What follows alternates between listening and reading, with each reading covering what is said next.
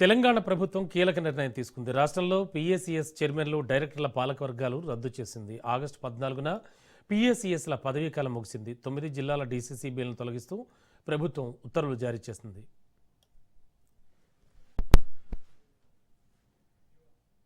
రాష్ట్ర సహకార కేంద్ర బ్యాంక్, అలాగే జిల్లా సహకార కేంద్ర బ్యాంకులు, వ్యవసాయ ప్రాథమిక సహకార సంఘాల పాలకవర్గాలను రాష్ట్ర ప్రభుత్వం రద్దు చేసింది.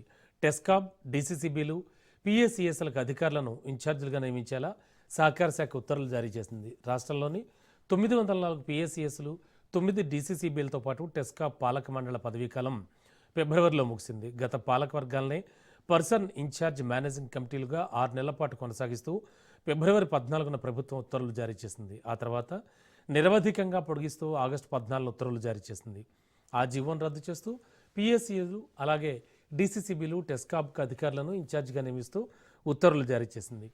కొత్త జిల్లాలకు అనుగుణంగా డీసీసీబీలు, కొత్త మండలాల ప్రకారం పీఏసీఎస్లను పునర్వ్యవస్థీకరించేందుకు ప్రభుత్వం కసరత్తు చేస్తోంది.